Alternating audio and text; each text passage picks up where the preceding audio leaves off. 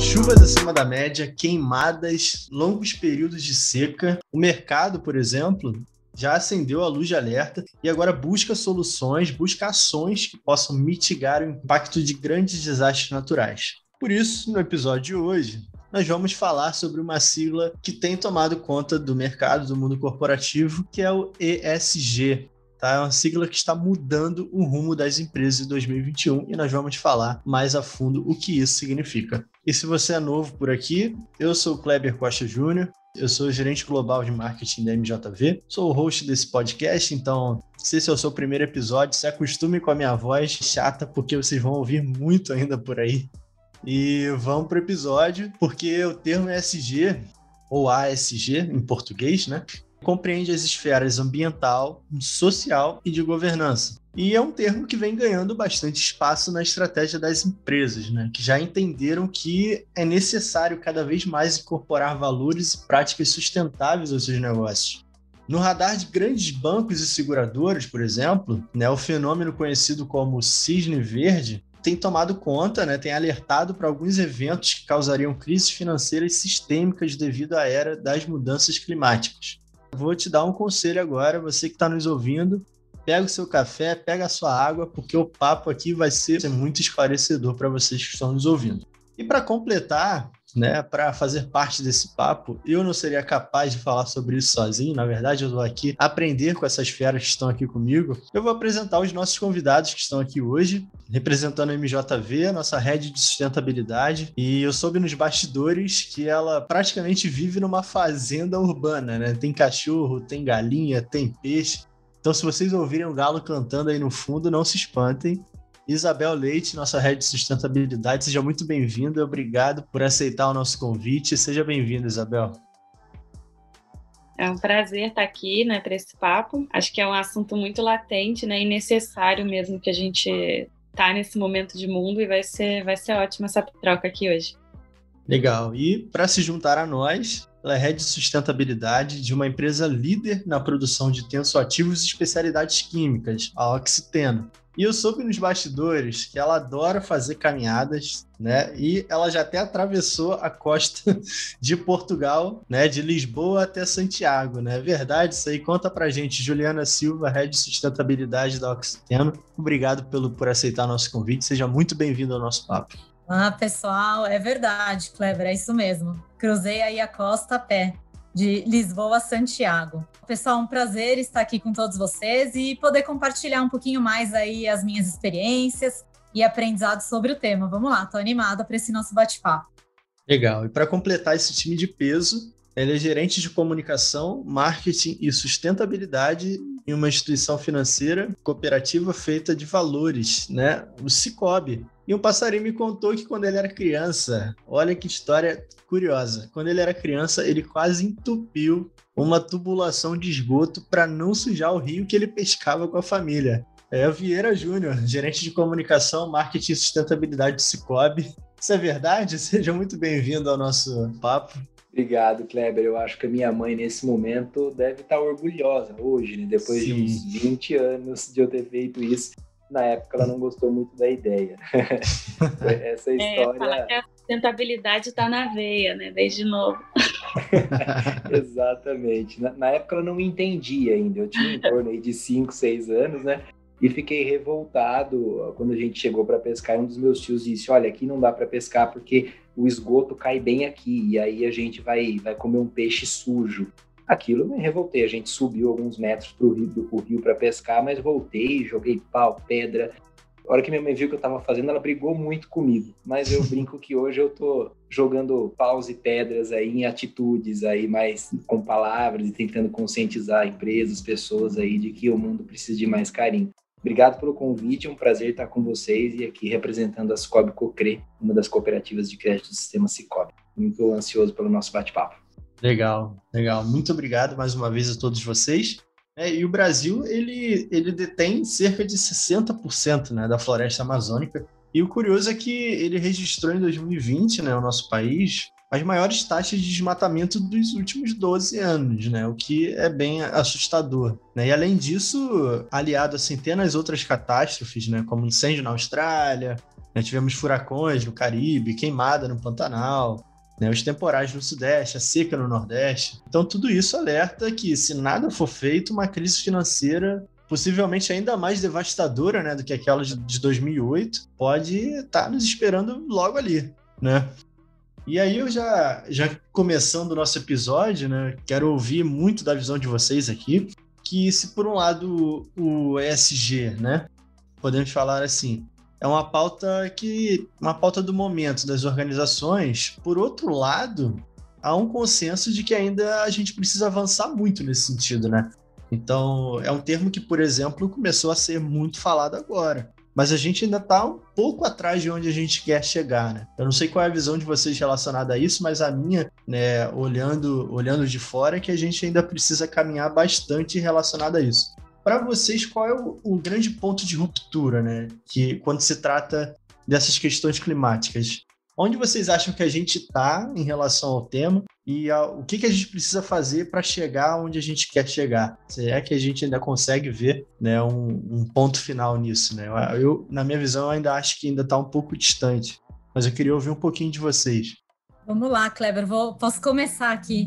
Eu acho que a pandemia, ela acelerou um pouco esse processo, né? Então, quando a gente vê aí um vírus, né, fazendo todo esse estrago, nos coloca aí para pensar e refletir o que virá aí com, de fato, os riscos atrelados às mudanças climáticas, né? E aí, eu acho que o ponto-chave, né, o essencial é a colaboração. Quando a gente pensa aí, né, o que as empresas podem fazer, né, para reverter esse grande risco, é colaborar, né? Então, não é à toa que existem agora essas iniciativas, né, de atrelar as metas, né, ou alinhar as metas das empresas referente a emissões, à ciência, né? Então, como todo mundo pode trabalhar para um único objetivo, né? Ou seja, se já existe um Acordo de Paris, por que não cada empresa ali alinhar a sua meta para juntos, né, em colaboração, conseguirmos atender a esse grande objetivo, né? Então, vejo que o tema acelerou com a pandemia. E eu diria que o grande ponto-chave aí é a colaboração para acelerar ainda mais aí as ações que precisam ser realizadas, né? E com sucesso. Acho que um gatilho com a sua fala é muito a questão de como a pandemia expôs a gente assim, a uma posição de vulnerabilidade mesmo, né? Porque é um vírus, é uma coisa assim que a gente nem enxerga, né? Tão pequena e ao mesmo tempo tão letal. Então, a gente começou a discutir, né, sobre limites da vida, né, limites do planeta né, e de saúde geral, né, não só nossa, mas do planeta como um todo, e de como que a gente consegue, né, garantir vida e bem-estar na Terra. Então, é algo que tocou todo mundo, né, e foi um choque global e inevitável, né. Eu concordo muito com a visão da Juliana, da Isabel também, com relação a isso. Eu acho que o momento de ruptura, ele foi acelerado principalmente porque mexe no bolso de todo mundo, né? No mundo corporativo, a linguagem do lucro, ela grita, ela é muitas vezes mais alta do que ela deveria ser. E o mundo corporativo, ele é um pouco relutante, muitas vezes, em aceitar as questões das mudanças climáticas, da sustentabilidade como um todo, porque é difícil você medir o impacto que isso tem, né? Isso em relatórios tangíveis, no negócio de cada organização. Agora, a pandemia, ela veio escancarar de que sim, as mudanças globais vão impactar os negócios. E isso que a gente está vivendo hoje é algo que já era apregoado e já era dito por cientistas e tudo mais há mais de 20 anos. Na escola eu sempre ouvi dizer que pandemias iriam se acentuar, e tudo bem quando eu era adolescente, criança. Números muito recentes, por exemplo, dão conta de que antes da pandemia o impacto dos desastres climáticos no mundo já era de 150 bilhões de dólares e uma projeção de redução de PIB em torno de 5% ao longo dos próximos anos. A pandemia veio escancarar de que isso realmente acontece. Por quê? Que já vivíamos uma situação extremamente difícil, deplorável, nós já vivíamos. O mundo tem hoje 10 milhões de pessoas que morrem todos os anos por conta de poluição. Tem vários pontos do planeta que já estão sofrendo impactos da mudança climática com a elevação dos oceanos. Nós temos mais de 2 bilhões e meio de pessoas que não têm água potável para beber. A projeção é de que até 2050 a gente atinja a metade da população do mundo que não tem água potável para beber. 1/3 da população é subnutrida. Nós produzimos mais lixo do que nunca produzimos na história. Já acabamos com quase 40% da biodiversidade.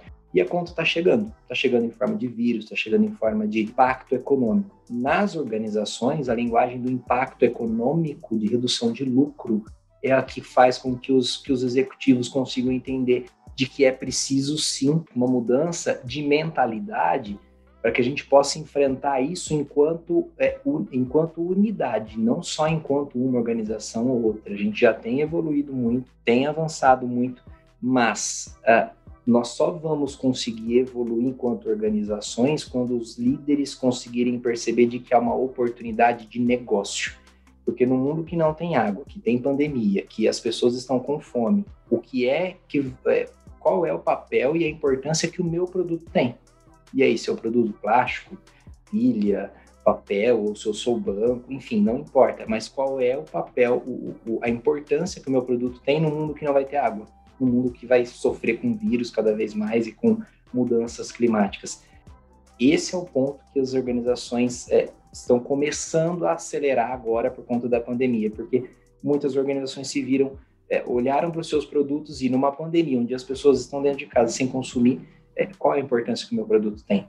E aí só a ESG começa a clarear um pouco esse caminho. Isso que você falou, Vieira, me lembrou ali também um outro ponto em 2020, né, que foi o próprio Fórum Econômico Mundial, né, de Davos, que ele sempre começa, né, no início do evento divulgando, né, um relatório de riscos globais, e que pela primeira vez, né, ali em 2020, né, em, sei lá, acho que era uma década mais ou menos, que os principais riscos, né, todos os riscos ali pontuados eram relacionados ao meio ambiente, né, eventos climáticos, né, ondas de calor, enchente, essas coisas. Então, acho que isso acabou despertando, né, o mundo dos negócios e junto veio a questão da pandemia, né. Então foi uma chacoalhada, assim, que eu acho que a gente teve ali, né, no ano de 2020 para isso. Além de o consumidor, né, a sociedade também está ali, né, com maior acesso à informação e está mais consciente ou crítica, né, querendo saber ali se faz sentido ou não, né, consumir aquele produto. Querendo ou não, também sustentabilidade é estratégico para trazer perenidade aos negócios, né? Então, sem insumo, sem recurso, né, eu não tenho negócio lá no futuro, né? Então, os riscos aí, eles vêm para alertar e despertar também isso, né? Então, eu vou precisar de insumo, água, né? Crise hídrica aí, né? Que a gente já viveu. Inverno rigoroso que aconteceu recentemente aí nos Estados Unidos. Enfim, é isso, né? Se a gente não desenvolver de forma sustentável, não tem negócio, né? Daqui a alguns anos. Então, acho que também é um outro ponto importante aí de ressaltar. Perfeito, Juliana. Só complementando rapidinho, Kleber, o que a Juliana está falando, e há uma mudança no perfil do consumidor, por conta dessas informações que a Juliana colocou muito bem, que as pessoas têm mais, né?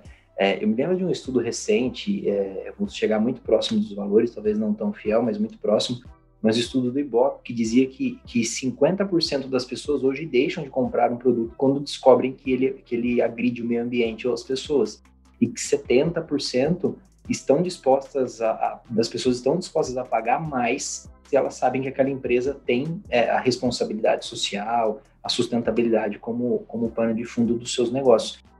E por que tudo isso? Porque as pessoas já perceberam que nós chegamos nessa situação pelo modelo econômico que a gente vive, que extrai muito, não reaproveita muito pouco, e que mais cedo ou mais tarde acorda a história do lado dos mais fracos, que é de quem está consumindo lá na ponta, né, os mais pobres e tudo mais. Então, aquele número de que hoje 1% da população mundial consome o mesmo que os 99%, ele precisa mudar. E precisa mudar porque as pessoas vão deixar de consumir o produto. Daí é uma questão de quero existir daqui a 30 anos ou não. Então, a sustentabilidade já não é mais verde, ela não é mais a natureza, é o negócio. Precisa estar no planejamento estratégico e na visão estratégica da organização. Legal. E ouvindo vocês falarem, né, minha cabeça ela viaja, né? Eu fico aqui viajando porque, de fato, tenho certeza que a galera que está nos ouvindo também deve estar fazendo várias reflexões sobre o tema, porque nós que estamos aqui, tipo, na ponta, né, me colocando como consumidor, por exemplo, né? A gente muitas das vezes não para pensar no impacto que aquele produto tem no meio ambiente ou até mesmo a falta que aquele produto poderia fazer se o meio ambiente ele fosse afetado. Talvez um produto ou até mesmo um serviço poderia deixar de existir, né? Como muitas coisas já deixaram de existir. E a gente vê hoje que a sociedade como um todo ela vive muitas das vezes em situações insalubres, né? Vive em lugares insalubres, né? Que acaba causando um impacto muito grande na sociedade e, consequentemente, nas corporações. E aí, a minha pergunta para a Bel, eu queria fazer uma pergunta para a Bel. Eu tenho muitas curiosidades, na verdade, principalmente voltado para o negócio de vocês, cada um dentro de um segmento.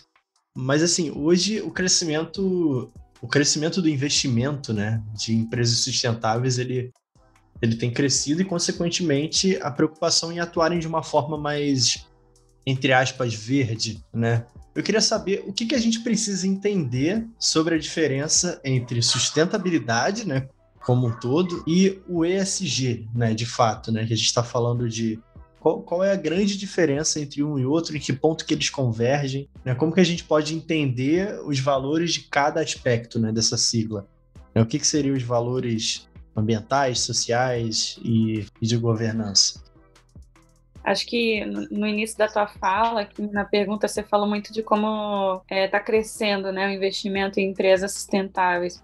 E eu vi um gráfico recentemente, né, até que mostra o desempenho, né, de algumas empresas que estão, por exemplo, na carteira, né, da Bovespa e na carteira do ISE, né, que é o Índice de Sustentabilidade Empresarial ali, da B3.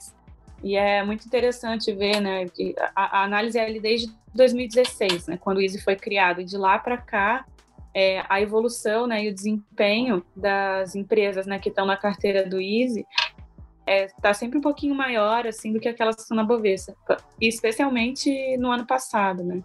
Então isso mostra para a gente que empresas que estão de alguma forma ali relacionadas, né, à sustentabilidade, têm práticas ESG, elas são mais sustentáveis, né, em todos os sentidos, né? Elas são mais resilientes, elas estão mais preparadas para a mudança de maneira geral, né? E para uma crise como a que a gente vem vivendo. Então, assim, mas quando a gente fala de sustentabilidade empresarial, na verdade, essa é uma discussão antiga, né? Acho que depois a Juliana Vieira pode até complementar nesse sentido, contando um pouco da experiência deles, né, dentro da empresa. E outro ponto é que ela vai muito além, né, da questão climática ou de efeitos, né, dos gases de efeito estufa, assim. Esses problemas, na verdade, a gente já conhece, a gente sabe que eles existem, né, há mais de 50 anos, assim. Logo que começaram a surgir ali as primeiras preocupações ambientais, né, na agenda internacional.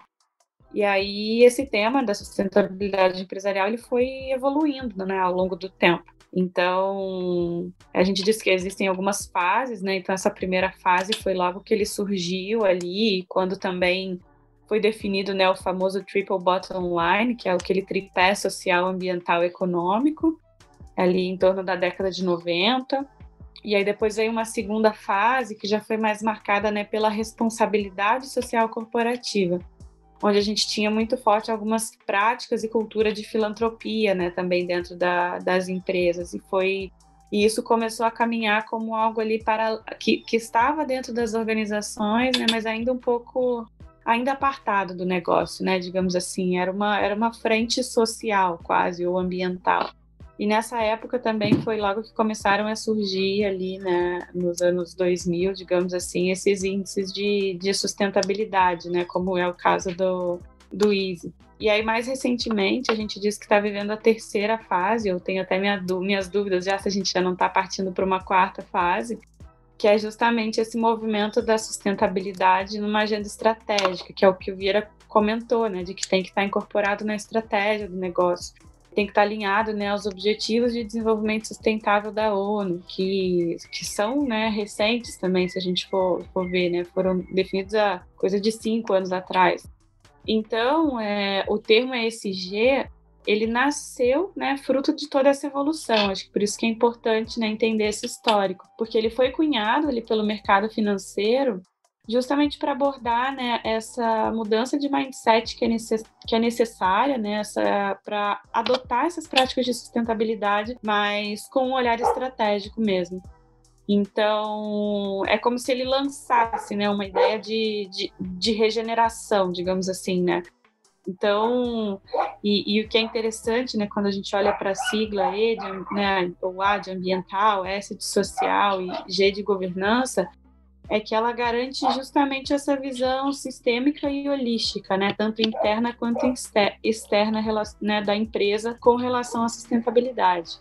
Então, acho que é a sigla que vem sendo usada para uma discussão que é antiga, né, mas que é uma nova formatação, né, de como tratar o assunto dentro das empresas.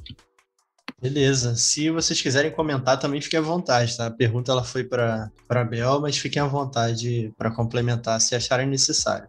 Bom, então, eu queria fazer uma pergunta para o Vieira, porque na minha cabeça é um pouco distante isso, né? Como que uma instituição financeira, né? A gente tem aqui um público que é bem grande, né? Boa parte do nosso público trabalha em bancos e seguradoras. Como que uma instituição financeira ela pode ser impactada por essas mudanças climáticas sustentáveis, enfim, por essa questão social, né? Que a gente, quais seriam os impactos de um banco não olhar para isso? Olha, Kleber, eu acho que o impacto ele acontece em diversas frentes. Eu vou tentar colocar aqui as que eu considero as principais, tá? E que a gente tem verificado no mercado financeiro, de instituições financeiras. O primeiro impacto é de que numa crise global, todo mundo olha para os bancos.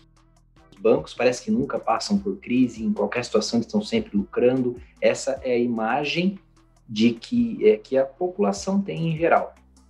E aí a gente está falando de um momento da história da humanidade, como a Bel colocou muito bem, né? Essa evolução da percepção do valor que esse tema tem para as pessoas. Então, as empresas, as organizações, elas foram se modelando e dando respostas à sociedade. Então, a gente passa ali pela responsabilidade social no final dos anos 90, depois a sustentabilidade, mas tudo isso como resposta a uma mudança social, né? Então, hoje, o primeiro impacto seria esse, de que, primeiro ponto é de que estamos vivendo uma crise, os bancos sempre estão por cima. Então, e aí você tem uma cobrança social em cima disso e quase não consegue operar dependendo da situação. O segundo ponto é de que se a economia cai, também não há crédito. Se não há gente investindo, ampliando, pegando maquinárias novas, plantando, não há crédito. O risco aumenta muito. Imagine um produtor rural que tome um recurso emprestado para poder plantar e, de repente, sua plantação é alagada ou não chove e ele perde tudo. O crédito também é prejudicado e essa instituição financeira vai tomar ali um prejuízo bastante grande. E outra situação muito importante volta à questão da mudança do perfil do consumidor. As pessoas estão cada vez mais, e há um movimento hoje no setor financeiro, querendo justiça financeira. Então, elas querem taxas mais baratas, não só porque elas são mais baratas, mas porque elas já não consideram mais justo pagar uma tarifa ou uma taxa de cartão de crédito ou de cheque especial abusiva, tão alta, no mundo em que há tanta diferença social, pessoas ganhando muito, pessoas ganhando menos, e aí você tem uma instituição que ganha muito em cima de uma operação simples, em que eu te dou um cartão de crédito e a instituição ganha muito em cima, então as pessoas começam a pedir, a cobrar um posicionamento dessas instituições financeiras para que elas mudem. Como é que essa mudança tem acontecido? É forçada pela população, e como é que ela tem acontecido? É através das premissas ali da ESG mesmo. Por quê? Quando a instituição que não se preocupa em olhar para as pessoas, para o meio ambiente, não cria projetos, não cuida de gente, não cuida de fazer um negócio realmente sustentável no seu produto e não só com projetos sociais, por exemplo, mas trazer produtos que façam sentido para as pessoas e que não explorem, ela vê os seus concorrentes fazendo.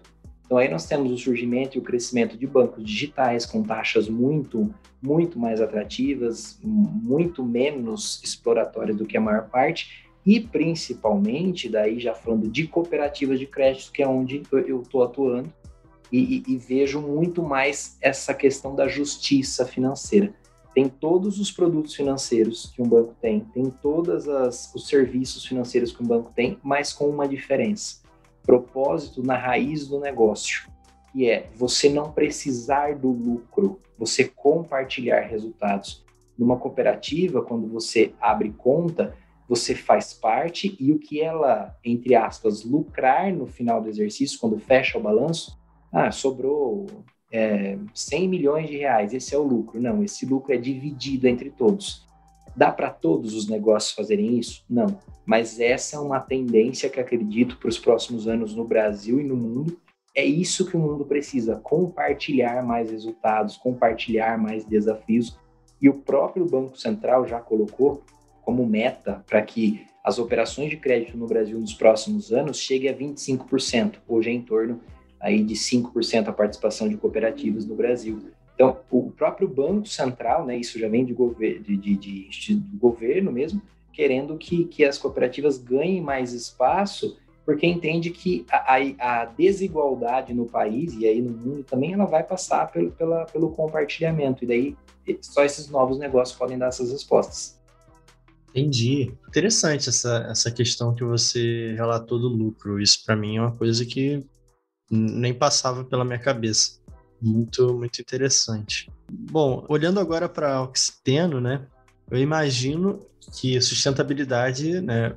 Eu entrei no site da Oxiteno, né, esses dias, antes do nosso papo, e eu vi que a sustentabilidade é de fato um pilar, né? Eu vi que isso é bem forte lá na comunicação de vocês, né? Tem um plano estratégico de sustentabilidade. Como que é vivenciar isso, Ju, dentro da Oxiteno? Porque eu imagino que a atividade fim da Oxiteno ela tenha uma convergência muito grande com questões sustentáveis, né? Sim, vamos lá então, Kleber. A Oxiteno, como indústria química, né, ela acaba estando presente em diversos segmentos, né, e mercados. Então, ela tem aí a oportunidade, né, e potencial, através da colaboração aí com seus clientes, de promover o desenvolvimento sustentável, né, em diferentes áreas, de diferentes formas. E você bem trouxe, né? Então, hoje, sustentabilidade na Oxiteno é o elemento central da estratégia da companhia, né? O que isso quer dizer é que sustentabilidade norteia as nossas práticas e processos decisórios, né? E aí, como que a gente faz isso na prática? Através da implementação do nosso plano estratégico de sustentabilidade. Então, esse plano ele foi construído a várias mãos, muito com engajamento, né, da liderança e de diferentes áreas. E ele é sustentado por 8 temas materiais que são prioritários para o negócio da Oxiteno, né? E aí esses temas, eles basicamente perpassam aí por todos os elos da nossa cadeia. Então, para cada um desses temas, nós temos aí ambições de longo prazo, né? E aí o horizonte é 2030, assim como os Objetivos de Desenvolvimento Sustentável da ONU. Para cada uma dessas ambições ou objetivos, nós temos aí metas, né? Com esse horizonte aí 2030. Então, como pilar ou tema material, a gente tem, né, a cadeia de fornecimento, ou seja, né, a Oxiteno ela quer promover a sustentabilidade também nos seus parceiros, né, nos seus fornecedores. Meio ambiente é um tema muito importante, então também a Oxiteno aí, ela busca, né, ser referência para a indústria química nesse tema, então tem metas aí olhando para a questão de água, né, redução do consumo de água, energia, emissão de gás de efeito estufa, resíduos. Segurança também, por ser uma indústria química, né, é um pilar, é um ponto importante. Então, como que a gente consegue aí reduzir os nossos acidentes, né, tanto de funcionários quanto de processos. Pessoas é um tema super importante, também está presente nesse plano. Então, como que a gente consegue aí ter um ambiente de trabalho mais diverso, mais inclusivo, né, trazendo maior qualidade de vida.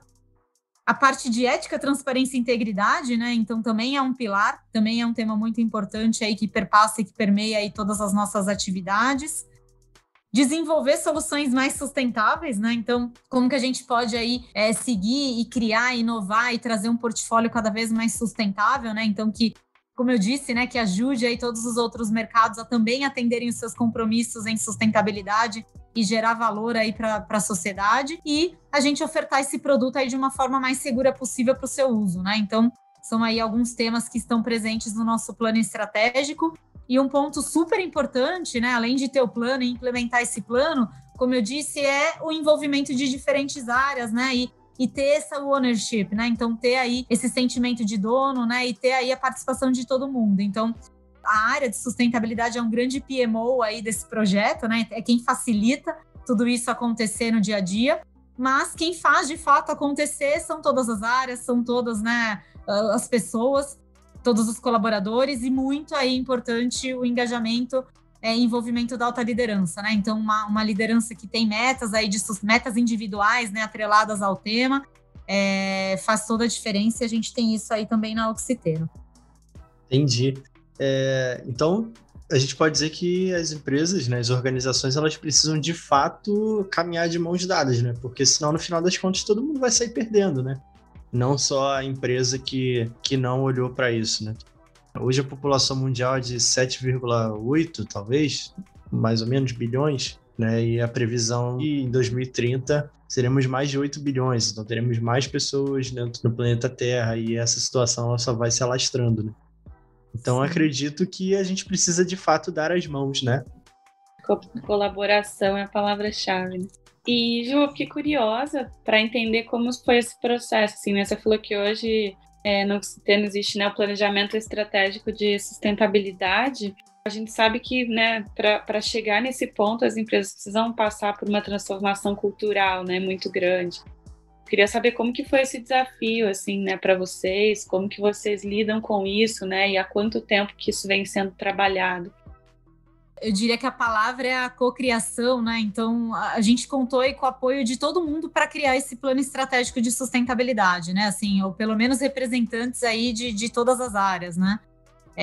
Não é só a área de sustentabilidade dizendo aí o que tem que estar ou não no plano, né? Então, acho que esse é um ponto muito importante e que nos ajuda a enfrentar esse desafio mesmo, né? Que é mudança de mindset e assim vai. E ver esse tema como um tema estratégico para a companhia, né? Então, você falou aí do movimento, da evolução do tema sustentabilidade ao longo dos anos. A gente também passou por isso aí na companhia, né? Assim como todas as outras empresas.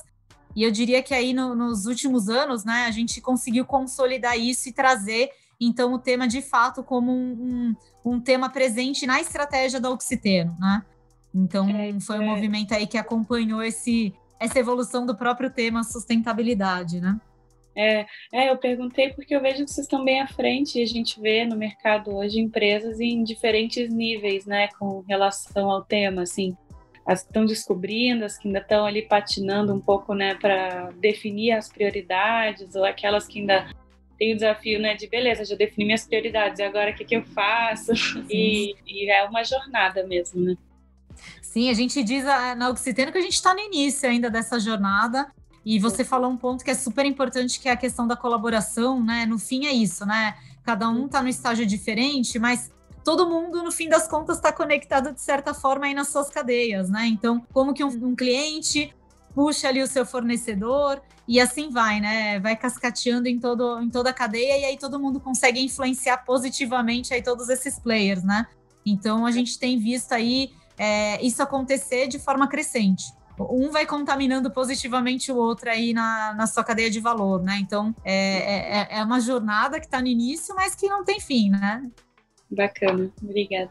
E o interessante é que a gente vê que as empresas estão olhando para isso quando elas colocam lideranças, né, para cuidar disso. Então, a gente vê que hoje a Oxiteno tem você e a Ju como líder de sustentabilidade, a MJV tem a Bel, a Cicobi Croquet vira Júnior. Então, mostra que essas empresas elas estão olhando de fato para isso, né? De que estão enxergando isso como uma prioridade, né?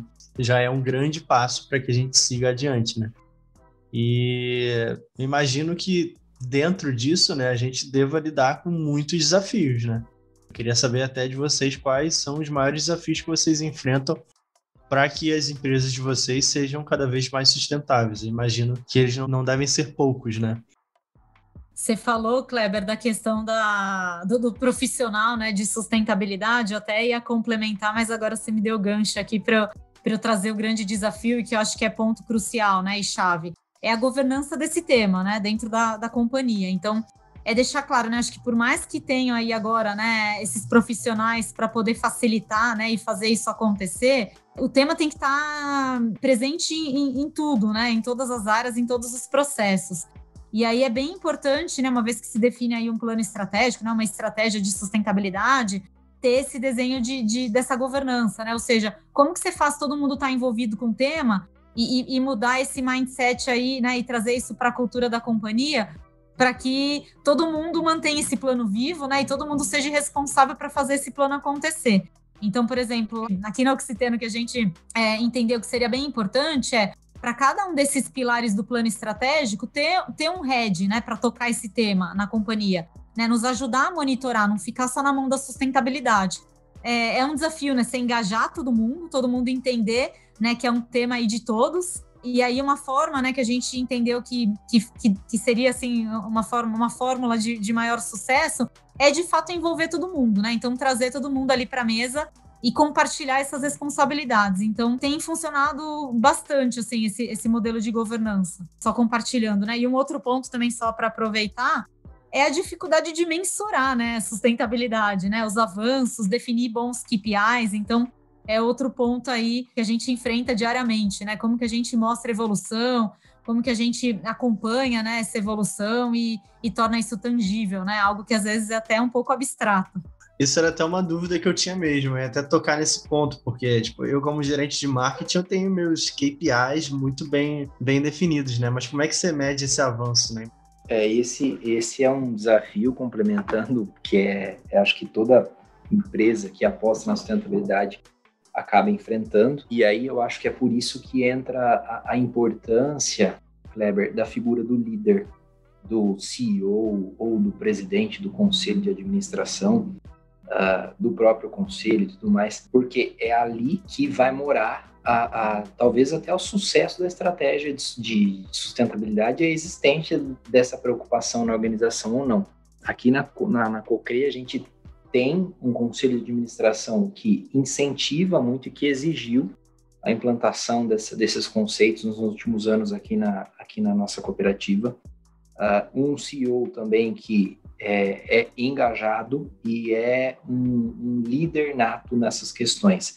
Então, aí tudo floresce mais fácil, né? Tudo acontece mais fácil. Por quê? Quando a gente fala de mensuração dos resultados e de como que isso tem trazido resultado, a gente está falando de novo de uma mentalidade um pouco mais arcaica das organizações que ainda teimam em achar que sustentabilidade você vai investir R$1 e vai receber de volta alguma coisa como lucro. Quando, na verdade, o que a gente está falando é que para você ter lucro, você vai precisar operar de forma limpa. Não é que a sustentabilidade, eu vou colocar R$1 em água limpa no rio e ela vai me trazer, vou ter um KPI aqui de 5 de volta, como prega aí a mentalidade capitalista tradicional dos últimos 50, 70 anos. Não, e aí é por isso que o líder máximo precisa estar muito engajado, porque é uma questão de conseguir existir.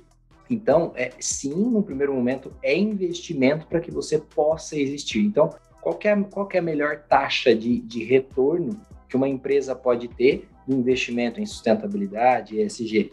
A sua existência, né? Só que isso como ainda há essa mentalidade um pouco mais antiga nas organizações de que eu preciso medir em número e colocar numa planilha de Excel na tela para todo mundo ver, o líder máximo precisa comprar demais. Ele precisa estar muito engajado, ele precisa ser um líder de valores que consegue projetar a organização daqui 30, 50 anos. Porque nós estamos falando que daqui 30, 50 anos, as pessoas não vão ter direito à água para beber, não vão ter comida direito, e aí esse líder precisa ter uma visão empreendedora. Lá o que Kotler falava no século passado, né, de que o empreendedor consegue enxergar necessidades da sociedade e satisfazê-las, o líder de hoje precisa voltar um pouquinho lá no Kotler do século passado para olhar a necessidade e satisfazer, se quiser que o negócio continue existindo. E aí há uma mudança de mindset dessa mentalidade aí mesmo de que eu preciso ter uma taxa de retorno, assim como eu tenho, eu vou investir em produto A, ele vai me trazer 30%, 40%. É um pouquinho diferente. Eu vou investir em sustentabilidade para que meu produto consiga continuar tendo o ganho que ele tem. Só para fazer um complemento, né, nessa história da mensuração, né, dos KPIs, eu concordo com o Vieira, né? Não é no retorno, né? Que é o ponto de atenção, né? Ou deveria estar, né? Mas é muito assim, como que a gente sabe que a gente está no caminho certo, né? Então, se eu assumo um compromisso público aí de ser net zero, né? então de ter 0 emissões, né, num período de tempo, o que eu vou fazer? Como que eu estou evoluindo, né? E trazer isso com base em fatos e dados, né? Até para a gente não perder o rumo. Então, é um pouco nesse sentido, né? E é difícil mesmo, né? Como que a gente quebra isso ano a ano, né? Então, eu acho que a importância de mensurar, né, e ter bons KPIs é para, de fato, a gente conseguir concretizar esses avanços, né? Então, acho que está aí o ponto de monitoramento necessário para os dias de hoje, né? A gente, de fato, fazer jus aí aos nossos compromissos, né? Eu estava lendo uma pesquisa esses dias que era justamente de ESG e impactos em atração e retenção, né, de talentos, de como que isso já está afetando até a nível de RH, sabe? A pesquisa teve um recorte ali de grandes empresas no Brasil, etc., e de alto nível, né, de executivos respondendo e tal. E aí os principais desafios até, né, de implementar a ESG que eles apontaram eram justamente os 2 tópicos que vocês trouxeram aqui, né, que é o fato de ser uma prioridade da alta liderança, né, para que justamente seja possível cascatear isso dentro da empresa, né, e que seja uma transformação cultural.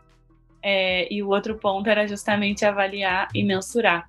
Até porque, né, até o momento a gente meio que não fazia isso, né? Ou fazia muito pouco, ou isso não tinha que estar relacionado diretamente, né, à estratégia em si, aos objetivos financeiros do negócio, né? Que quando a gente fala de objetivo financeiro também, enfim, organizações têm fins lucrativos e isso faz parte, né, da sustentabilidade delas. Então, eu entendo que é uma consequência, né, que você tem que agir de forma íntegra, consequentemente você vai ter o seu retorno financeiro, mas justamente como você mensura isso, né, como você acompanha aquilo que você está fazendo, né, e vê o retorno que isso está dando é super desafiador, ainda mais que é algo recente, né, a nível estratégico, digamos assim. O Vieira já até respondeu um pouco sobre isso, né? Que é uma coisa que eu queria comentar com vocês, é que, assim, em novembro a gente vai ter lá lá em Glasgow, né? A Conferência Climática da ONU, né? Que todo mundo está apontando como uma das coisas mais importantes, né? Voltado para a agenda climática desde o Acordo de Paris. E as empresas, elas esperam que os líderes, né, mundiais se comprometam em tomar medidas sustentáveis, né? Se comprometam de fato com essa política de redução de impacto ambiental, né? A redução de emissões de dióxido de carbono, enfim. E aí, isso nos leva a crer que a sustentabilidade, desenvolvimento sustentável e a lucratividade dos negócios, elas podem caminhar juntos, né? E aí eu acho que isso vai de encontro um pouco com o que o Vieira falou e que para mim foi muito esclarecedor e que a Ju também complementou muito bem, de que se você não fizer isso, você não vai ter lucro, né? Você não vai conseguir lucrar de fato, né? Acho que é bem isso mesmo, e o que é interessante é que a definição de sucesso mudou, né, para o negócio hoje em dia. Antes, um negócio de sucesso era um negócio que era rentável, né, que tinha lucro. Hoje em dia, um negócio de sucesso é aquele que tem um propósito, que tem valores muito bem estabelecidos, que está alinhado com agendas. É interessante, né, como essa mudança é geral, assim, a nível global. Até, né, Isabel, você comentou do Fórum Econômico Mundial, né? No último fórum, se falou muito do capitalismo de stakeholders, né? Então, qual que é o papel da empresa, né? É só gerar valor para o acionista ou vai gerar valor para todos os seus stakeholders, né? Então, está se mudando também um pouco esse olhar, né? Esse papel aí do setor privado para gerar valor além, né? O próprio acionista tem cobrado, né, as empresas para olhar também, né, para essa geração de valor para a sociedade, para suas cadeias e assim vai, né? Então, acho que esse é um ponto importante e lembrar, né, o que eu disse anteriormente, que sem desenvolvimento sustentável não vai ter negócio, né? A gente precisa de insumos, né, para produzir. E se tiver aí mudança climática e assim vai, né, vai afetar, né? Eu vou ter que parar minha produção, né? Eu comentei lá do inverno, né, rigoroso que aconteceu no Texas, né, recentemente. Poxa, teve empresa que acabou parando, né? Então, como que a gente se prepara, né? Como que a gente evita, né, para de fato não acontecer isso, né? A gente não sofrer aí, como a gente falou, né? Um vírus de fato tem feito todo esse estrago, né? O que vai ser aí com essa mudança do clima, né? E assim vai. Então, é isso, né? Tem que caminhar junto, não vai ter jeito. E a cobrança vem vindo de todo lado, né? Como você falou, os acionistas estão cobrando, como o Vieira também comentou, né, os consumidores estão cobrando, os próprios colaboradores, né, dentro das empresas estão cobrando. A gente vê hoje em dia, né, quando está entrevistando alguém, né, para uma vaga, as pessoas já perguntam, né, quais são as suas políticas internas, né, relacionadas a desenvolvimento, equidade, essas coisas. Então, assim, fazer a coisa errada, né, pode até significar ganhar mais dinheiro num curto prazo, né, e a gente vê isso como reflexo da situação climática que a gente está e de como, né, a maioria dos negócios caminharam e evoluíram até aqui, né, mas também dá, né, para ser lucrativo, né, de forma consciente, né, de forma consistente, e é isso que o mercado precisa entender, né, e mudar a direção ali. E que eu acho bacana, né, que as barreiras hoje, né, se a gente for pensar, elas não são nem financeiras e nem tecnológicas, né, ela é justamente disso que a gente está falando, de cultura, de comportamento. É uma resistência social mesmo, né, a transformação, né, aquela coisa de, funcionou assim até hoje, né, então por que eu tenho que mudar? Então, esse que eu acho que, né, é o maior desafio, assim, de transformar não só empresas, né, organizações, mas a comunidade de maneira geral. Até porque se a gente vê, né, comunidades, enfim, grupos sociais, né, em situação de vulnerabilidade, é mais difícil, né, você conseguir. Então, eu acho que o ponto crucial, né, para alinhar, né, para caminhar junto, é justamente as empresas estarem dispostas, né, a rever seus processos, suas práticas, suas culturas. E, assim, quando eu falo dessa transformação, eu gosto de ressaltar que tem que ser uma transformação regenerativa mesmo, né? A gente tem que regenerar, repensar, resetar e construir algo novo mesmo. Falando até da pandemia, né? O mundo não estava preparado para isso, né? E muita gente sofreu, uns mais do que outros, né? Tirando a morte, né? Não vamos entrar no mérito das mortes, porque isso é o dano máximo, né, que a população teve. Mas alguns países, né, conseguiram passar melhor, né? Se é que a palavra melhor pode ser aplicada nesse contexto, mas uns conseguiram passar de uma maneira menos agressiva do que outros, né? O mundo não estava preparado para isso. Então, se tratando de uma questão sustentável, a gente tem que fazer o nosso dever de casa agora, né? Para que quando chegar o problema, para quando a conta chegar, ela de fato não chegue, né? E que a gente possa se resguardar em relação a isso, né? E quando a gente fala da ESG, Kleber, é exatamente isso. É organizar, né, todos os setores da empresa para trabalharem de forma correta, fazendo o que é certo, né? Parece óbvio, mas o óbvio hoje, muitas vezes, ele não é feito. É fazer as coisas certas do jeito certo. E essa transformação, como você está falando aí muito bem, né, dos problemas que a gente teve na pandemia, ela vai acontecer as organizações querendo ou não, gostando ou não, né? Porque você vê, por exemplo, esse encontro que você cita de Glasgow, que vai acontecer. Há uma grande pressão para que os países criem limitações nas suas importações e passem a não importar mais de países em que não tenham leis e que protejam o meio ambiente, pessoas, ou que endureçam muito mais essas leis. E o Brasil, por exemplo, corre muito risco por conta das questões que estão acontecendo na Amazônia e tudo mais. Aí você já olha e pensa no impacto que isso vai ter para as organizações brasileiras que exportam. E aí você para pensar, eu não estou falando da Amazônia, eu estou falando do meu negócio, de se eu vou conseguir exportar ou não. Tem um pensamento que eu gosto muito para falar dessas questões da sustentabilidade nas empresas versus o lucro, né? Se dá ou não para eles andarem juntos. Eu penso que lucro não é objetivo, lucro é premissa. Uma empresa que hoje exista para lucro, ela está fadada a desaparecer nos próximos anos. Ela vai ter sucesso 1 ano, 2 anos, mas daqui a pouco ela vai desaparecer.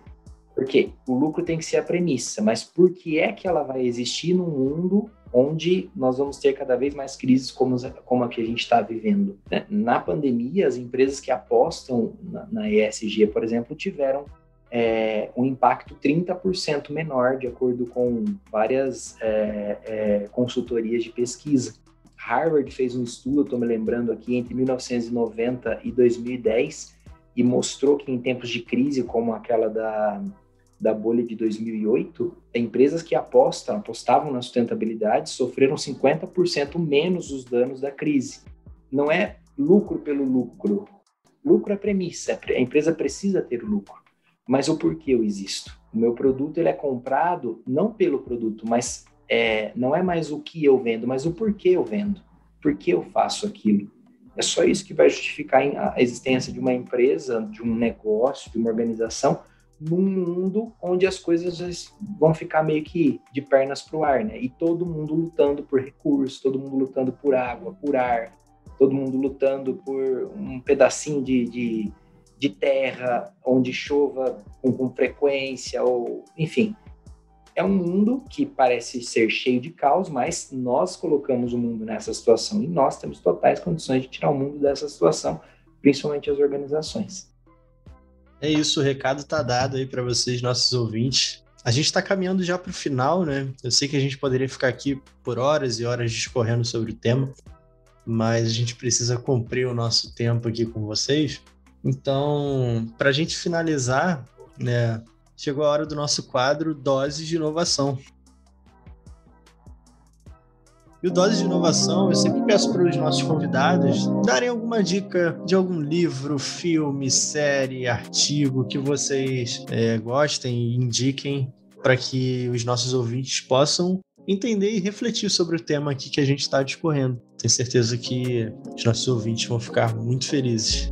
Kleber, eu li recentemente um artigo do The Guardian, que foi publicado agora, comecinho de maio, e ele traz ali a reflexão, né, da diferença aí de reais políticas, né, climáticas que as companhias acabam definindo, né, e adotando, versus a beira ao greenwashing, assim, né, como que as empresas podem seguir rumo a políticas que fazem sentido, né, ser walk the talk. Então acho que vale a leitura ali, traz muitas reflexões, é bem interessante. Tá lá no site do The Guardian esse artigo e é agora do mês de maio, comecinho de maio. Legal. Bel Vieira, você tem alguma dica para passar para a galera? Eu tenho um livro que eu tô lendo no momento, que é do Daniel Wall, que se chama Design de Culturas Regenerativas, né? E eu já tinha visto alguns vídeos dele no YouTube, enfim, TED Talk, e aí um amigo recentemente falou desse livro, eu não conhecia, e comecei a ler. E a pergunta fundamental ali, né, de por que a humanidade deve continuar a existir, fala bastante, né, sobre como a gente tem que mudar o nosso pensamento ali, né, de uma visão cartesiana para uma visão sistêmica. E tem algumas dicas assim, de como ajudar a gente a entender essas crises globais, né, e como a gente pode repensar ou reformular o nosso futuro. Então, acho que tem muito a ver com o que a gente conversou aqui hoje, né, no sentido de transformação, de, né, mindset, de colaboração. Não sei falar mais do livro que eu ainda estou lendo, mas fica a dica, estou gostando. Bom, a minha dica fica por conta de um artigo. Eu acredito muito que a transformação que a gente precisa, ela passa pelas pessoas, né? Passa por líderes que vão conseguir liderar pessoas para essa transformação. E aí, líderes humanos. Então, a minha dica fica por conta de um artigo de um site chamado comunicarh.com, um artigo de um grande líder que eu conheço chamado Neto Mello, que ele escreve o título Recrutando e Desenvolvendo Primeiro Seres Humanos, depois Líderes. Então, acho que a transformação que a gente precisa passa por isso. Esse artigo fala exatamente isso, de líderes, seres humanos envolvidos com o todo, primeiro seres humanos e depois líderes envolvidos com o todo. Legal. A gente vai colocar na descrição do episódio o link para os artigos, e aí a galera que está nos ouvindo pode clicar no link aí na descrição e poder ler também as dicas que os nossos convidados aqui deram. Bom, gente, estamos chegando ao fim. Mais uma vez eu agradeço demais a presença de vocês. Para mim foi muito esclarecedor, eu aprendi muito sobre o tema, né? Eu confesso que eu sei muito pouco sobre o tema e para mim essa conversa ela foi muito esclarecedora e eu passei a olhar para isso com outro olhar, né? Com uma coisa que eu jamais tinha olhado, de uma maneira que eu jamais tinha olhado. Então isso para mim foi bastante esclarecedor. Eu tenho certeza que para os nossos ouvintes também, de qual setor que seja, né? A gente tem aqui ouvintes de diversos setores, né? Os nossos ouvintes. Ficou claro de que a gente precisa dar as mãos, a gente precisa fazer o nosso dever de casa porque senão a conta vai chegar e vai chegar feio. Né? Igual a pandemia, use máscara e use álcool gel. Então a gente tem que fazer o básico para que a gente possa ter um mundo mais sustentável. Vieira, muito obrigado pela sua presença, agradeço demais. Ju, muito obrigado também, foi muito bom. Bel, sempre muito bom ter você aqui com a gente. Nós, como MJV, estamos muito orgulhosos, né, de ter vocês aqui e de falar sobre um tema tão interessante. E até deixo como dica para os nossos ouvintes que na semana passada, a gente teve a primeira edição do ESG Experience, né? É um evento 100% gratuito, né, onde foi ministrado pela Bel, onde a gente trouxe uma experiência voltada para as questões para o ASG, para o ESG, e a gente tem vários experiences sobre diversos temas da MJV, né, sobre design thinking, sobre metodologias ágeis, e agora a gente tem o ESG também, né, onde a gente pode trazer pessoas para participar dessa imersão com a gente. Então fiquem ligados que a gente em breve teremos outras edições. Nós vamos ter agora uma nos Estados Unidos também. Então, por se tratar de uma pauta mundial, a gente quer levar esse evento para diversos lugares, né, do planeta. A gente vai ter uma edição nos Estados Unidos em breve, estamos com inscrições abertas, inclusive o evento é 100% gratuito e dessa vez é direcionado para o público dos Estados Unidos, mas você do Brasil não fique triste porque nós vamos ter outras edições. Se você quiser mandar uma mensagem para a gente, o e-mail é mindcraft@mjv.com.br ou @mjvinnovation.com. Fiquem à vontade de nos escrever, a gente quer muito ouvir o feedback de vocês. Sem o feedback de vocês, não faz sentido. Então, a gente precisa muito do feedback de vocês para que a gente possa sempre entregar o melhor conteúdo. Tá? Siga-nos nas redes sociais, @mjvinnovationbr, no Instagram e no LinkedIn. É só digitar MJV Technology Innovation que você vai nos encontrar por lá também. Beleza? Ju, Vieira, Bel, considerações finais, quiserem falar alguma coisa, mais uma vez, obrigado. Eu que agradeço aí pelo convite. Eu acho que só relembrar, né, o que a gente já falou, ESG, sustentabilidade é uma jornada, né? Tem início, não tem fim, e a gente está aí, né? Nesse mesmo caminho, e o quanto que é importante a colaboração, né? Então, ninguém sozinho vai fazer essa mudança. Lógico, as pequenas ações fazem toda a diferença, mas é muito importante que as pessoas consigam aí colaborar, as empresas, e assim vai para a construção aí desse mundo melhor. Então, muito obrigada aí pela oportunidade. Queria agradecer também, foi ótima troca. Eu sempre aprendo quando a gente, né, faz esses eventos, essas trocas com pessoas de diferentes empresas, áreas de atuação. Adorei, muito bem, muito obrigada. E foi um prazer estar aqui. Muito bom estar com vocês, aprender, compartilhar. Acho que essa é a chave para a gente conseguir construir o mundo aí dos próximos 30, 50 anos. Obrigado pelo convite. Fico sempre à disposição. Beleza. Gente, muito obrigado. Um beijo no coração de cada um de vocês. Lembrando que os episódios são toda segunda-feira ao meio-dia, então não percam em todas as plataformas digitais. Fiquem ligados nas nossas redes sociais que a gente sempre divulga por lá. E um beijo no coração de vocês. Até a próxima. Tchau, tchau.